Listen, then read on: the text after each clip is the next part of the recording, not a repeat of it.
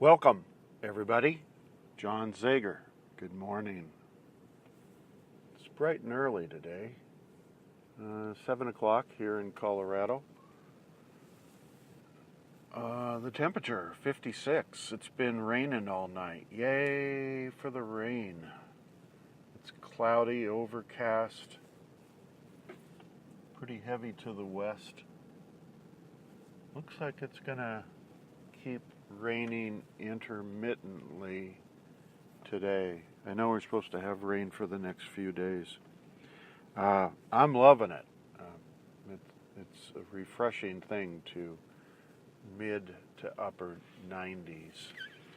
We don't have any humidity around here, so the temperature's not that bad, but I kind of prefer it cooler like this. So, anyhow, today I kind of wanted to talk about observation. You know, I kind of wander around the planet and talk to various people throughout the day, and I don't know, I observe a lot of people. I have turmeric and ginger tea hot today, and it's delicious. The benefits of turmeric and ginger mixed together is amazing. You guys might want to take a look at that. Go look it up on the internet. It's got a lot of real positive things. But anyway, so I'm going to give you an example regarding observations, I guess, that I make throughout the day. Yesterday I was at the club, you know, working out, doing hot tub steam, cleaning up, you know, just all the regular stuff, and met a guy that was from a small mountain town that I had lived in, actually Steamboat Springs, Colorado. I had lived up there for, I don't know, I guess it was 85 to early 90s. And he was there about the same time. I didn't know him at the time, but, you know, we got just talking about, you know, what he did, what I did, who we knew. It was a good conversation. And, you know, he lived kind of a, I don't know, what I assumed was a fairly fast life. And the effects were clearly on him yesterday. The after effects, I guess you'd say. He had come down from Steamboat some years ago, moved down to Boulder, spent a fair amount of time down in Boulder, and now back up here where we're both at now. And, you know, just presented himself as pretty healthy, so he said. But then he would talk about things that were going on with his body. He was clearly overweight. I don't know. Probably could be overweight by 100 pounds. 80 pounds, something like that. And also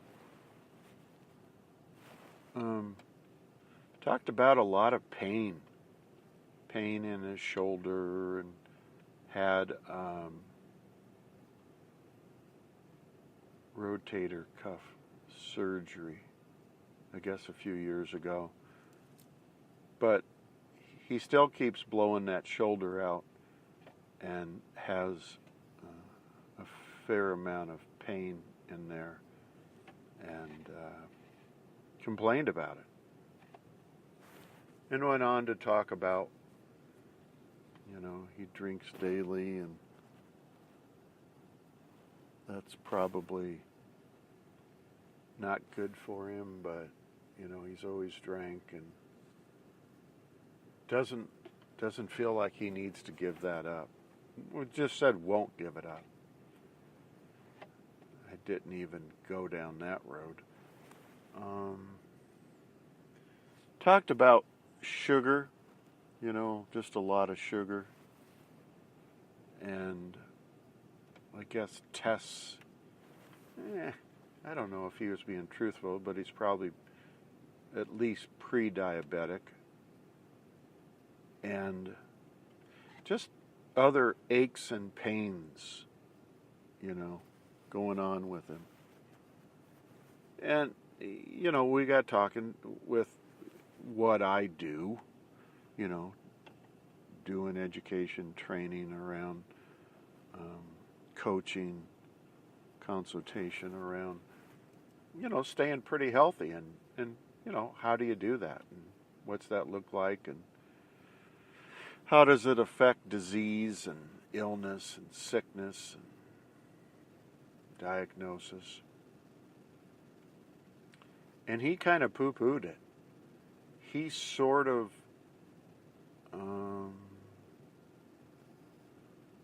indicated that he was perfectly well and that he had no major diseases of any kind, leastwise that he knows, and didn't feel it would be important to gain any or acquire any additional knowledge around being healthy, how to lose weight.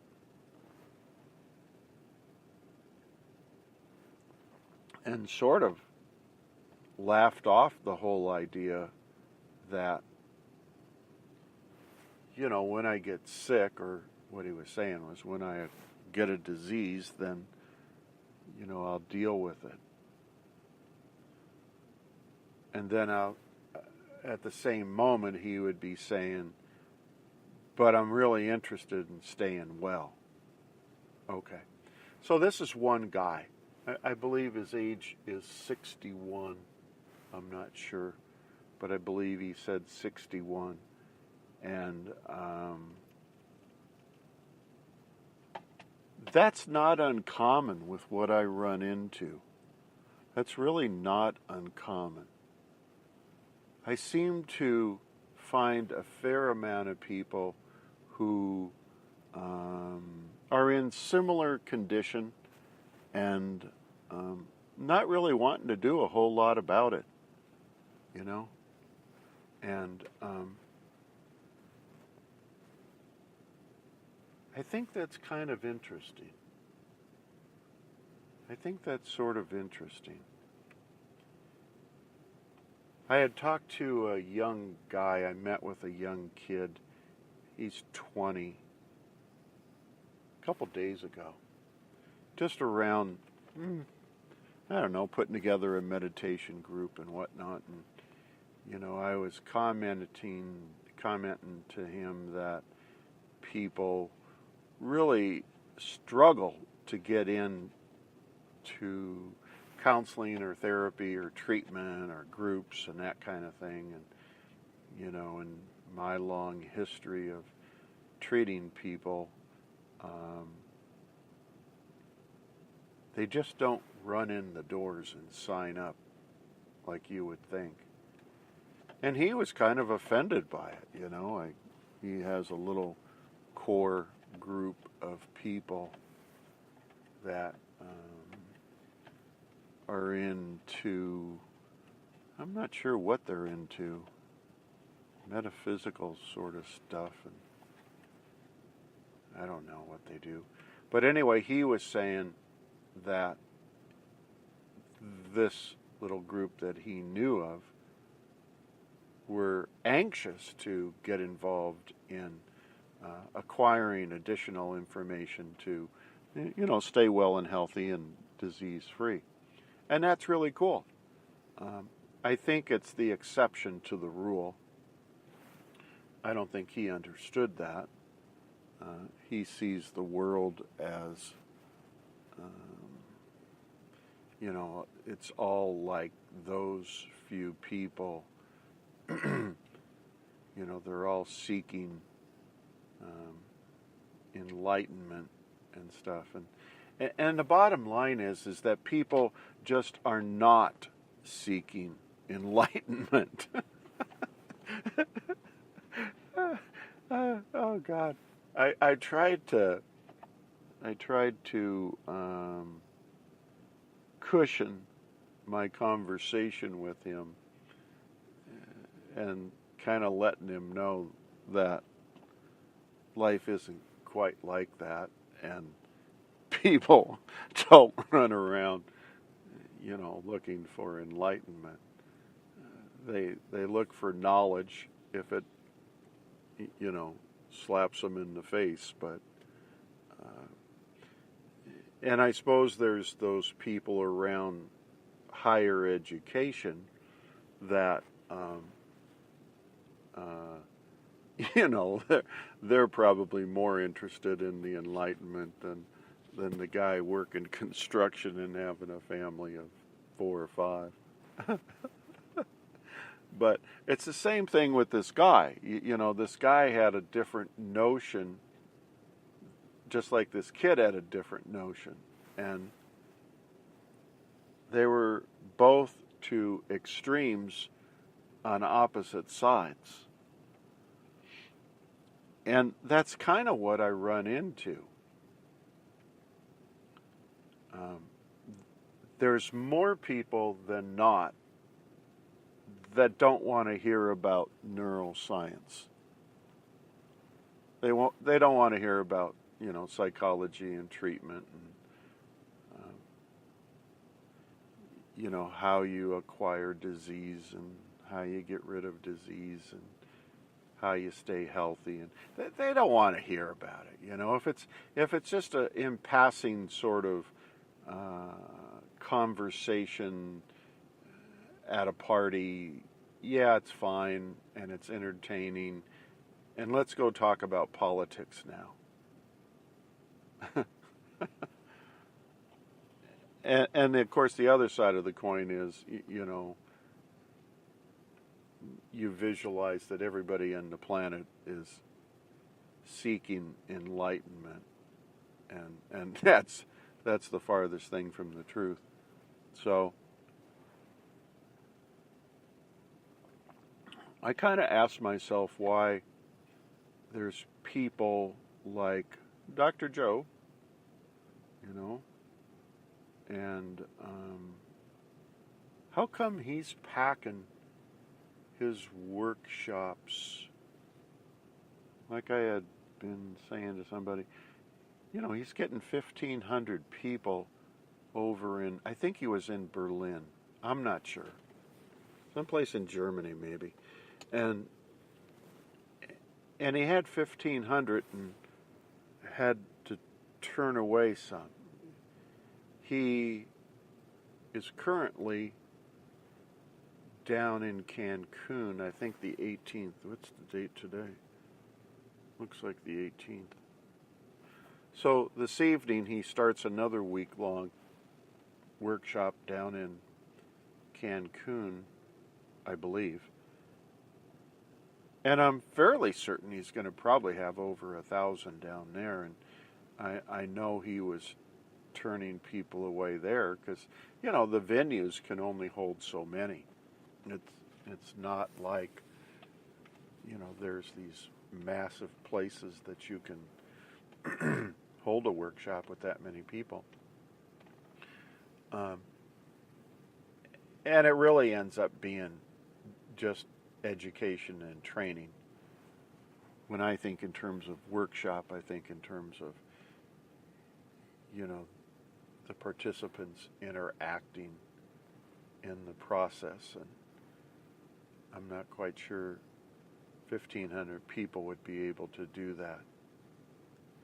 Can they do the meditations? Of course. Can you hook them up to brainwaves? Of course. But the point I guess I'm trying to make is that how does he acquire so many people? What's the attraction?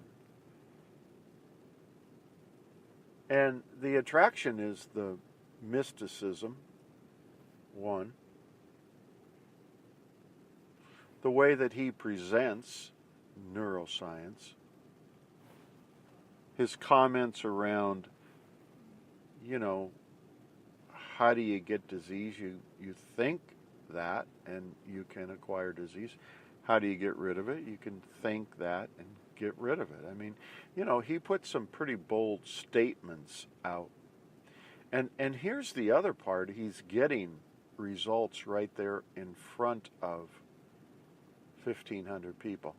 There's transformations of people that couldn't hear, may not have had great eyesight, or may have had some degree of cancer or disease of some kind, and unable to walk or whatever the case might be. And within the workshop period of time, are transformed and able to overcome that. That's huge.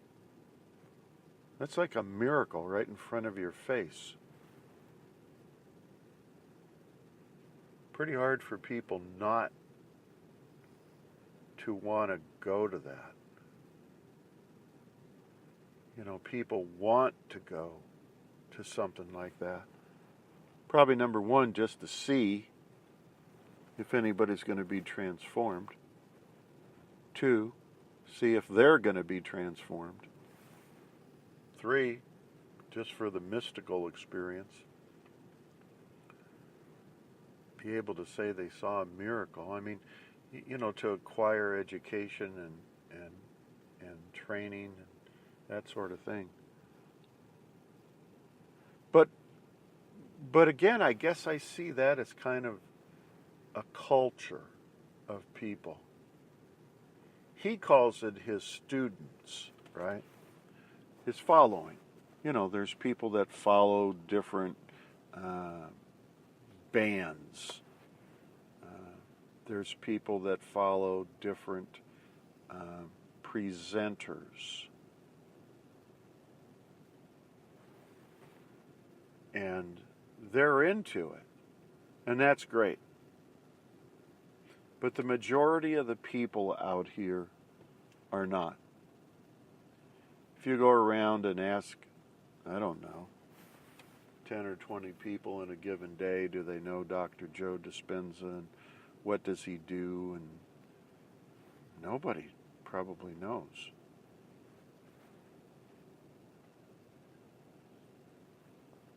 It's been my experience, and I don't know, well over 43 years of doing psychology, that people are not really impressed. They view themselves as obviously healthier than what they really are. They're defiant of, health changes. And they believe that when disease finds them, then they'll go ahead and address it.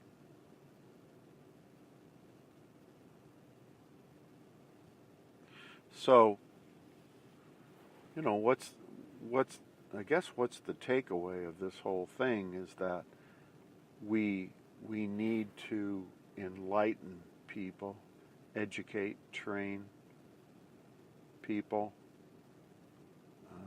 coach, consult with people, guide people, offer guidance to people, one at a time. And I was listening to a girl yesterday on YouTube who is a therapist of some kind. And she was talking about, what was her deal? Her deal was cleansing old beliefs, right? And she wasn't a terribly great presenter, but I guess I'm probably not either, but she got the point across and the steps, procedure on how to reprogram, which is kind of what I talk about. How to reprogram her people. But her gimmick was she had an intuition, and she could read into people, and that was captivating to them. Now, she claims she has done this with over 10,000 clients. Well, maybe she has and maybe she hasn't. But I kind of question when people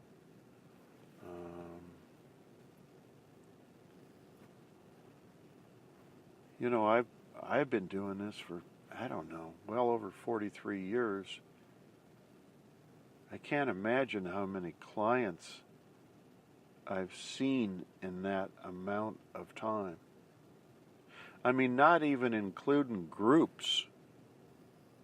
Just take 8 a day times 5 days a week times a month times a year times 43. I'm fairly certain that's thousands and thousands of people. I'm not sure that they all were wanting to be there, and I'm not sure that the process that I used worked on every single one of them. Some of these people, I didn't have a gimmick of being intuitive, and, that being the catch thing. But if you have issues going on, I don't care what your age is. It really doesn't matter.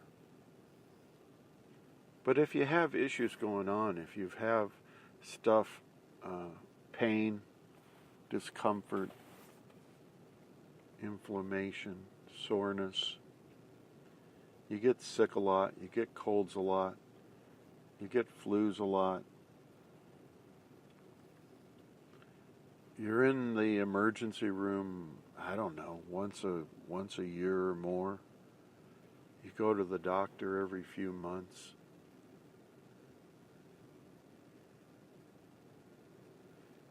You might be in denial. You might be in denial. That's a good way to put it. I've said that for so many years. People are in denial. And contact somebody. Call me up. I'll be happy to help you out. If you've got friends that have similar type things going on, encourage them to go on YouTube. Boy, there's people all over the place on YouTube that are therapists, counselors, doctors, offering various ways to stay healthy.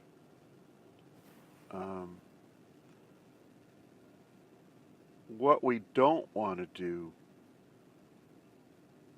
is wait for disease to find us.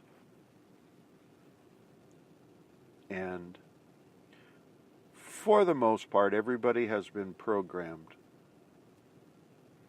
pretty negatively.